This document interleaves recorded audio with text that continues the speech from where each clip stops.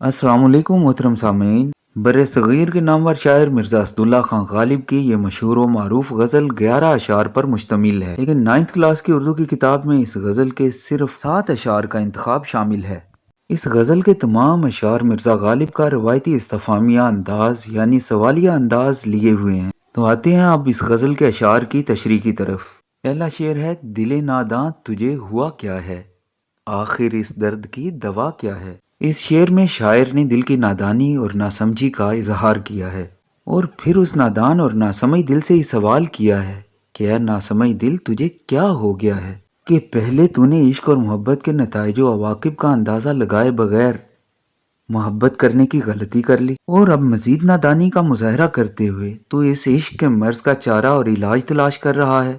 ऐ भोले भाले दिल, ये वो बीमारी नहीं जिसकी कोई दवा हो, ये ऐसा दर्द नहीं है जिसको किसी दवा से आराम आ जाएगा, ये तो वो बीमारी है बकौले शायर मरीज इश्क पे रहमत खुदा की, मर्ज बढ़ता गया जूं जूं दवा की। अब गजल का दूसरा शेर, हम हैं मुश्ताक और वो बेजार, या इलाही ये माजरा क्या है। आशिक की दीवानगी और शौक़ दीद को बयान करते हुए गालिब कहते हैं कि हम इश्क के मारे दिले पुरशौक लेकर महबूब की दीद को तरस रहे हैं। एक तरफ तो हमारा शौक है और दूसरी तरफ महबूब की कम इल्तफाती है, बेतवज्जही है और बेजारी है, आलमे हैरत है और बात समझ से बाहर है। ए खुदा, ये दास्तान, ये कहानी, ये किस्सा क्या है।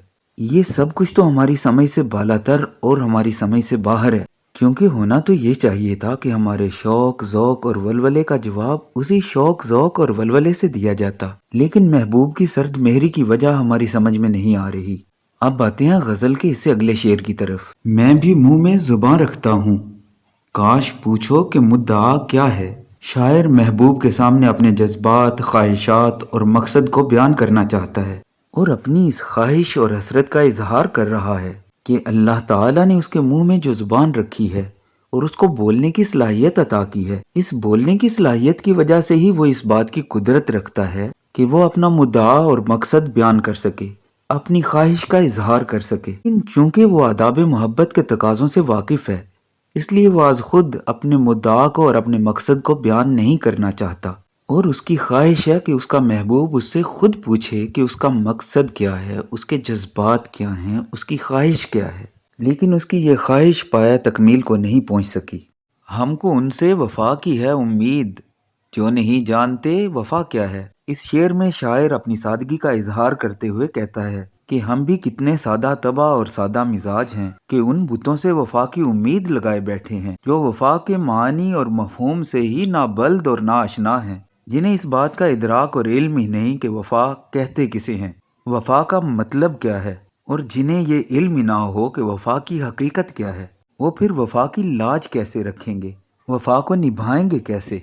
गज़ल का इससे अगला शेर है, हाँ भला कर तेरा भला होगा और दरवेश की सदा क्या है। शायर इस शेर में एक अबदी असूल को बयान करते हुए कहता है कि जिस चीज़ की आप चाहत रखते हैं, जिस चीज़ को हासिल करने की आप ख्वाहिश रखते हैं, उस चीज़ को तकसीम करना शुरू कर दें। खा वो रिज्क हो, खा भलाई और नेकी हो, उस चीज़ की आपके पास फरावानी और कसरत हो जाएगी। अगर आप दूसरों के साथ भलाई, नेकी और एहसान करेंगे तो बदले में दूसरे भी आपके साथ भलाई, नेकी और एहसान वाला मामला करेंगे।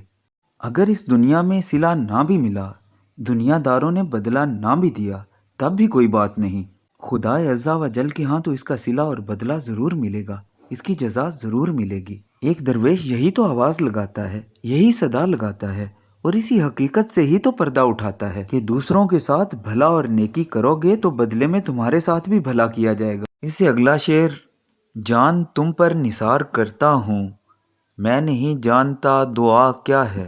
गालिब इस शेर में महबूब से बेपाया और अज़हद मोहब्बत का इजहार करते हुए कहते हैं कि अल्लाह ताला की बारगाह में जब इंसान दुआ के लिए हाथ उठाता है तो अपने प्यारों के लिए भलाई और खैर आफियत का तलबगार होता है, और मैं तो अपनी सबसे कीमती मता यानी अपनी जान तक अपने महबूब पर निछावर करता हूँ और अपने महबूब के नाम कर चुका हूँ। अब इससे बढ़कर खुलूस और जज्बा मेरे दामन में अपने महबूब के लिए और क्या हो सकता है, और इससे बढ़कर भलाई और क्या हो सकती है जो हम दुआ में अपने महबूब के लिए मांगें। अब इस गज़ल का आखिरी शेर, मैंने माना कि कुछ नहीं गालिब, मुफ्त हाथ आए तो बुरा क्या है।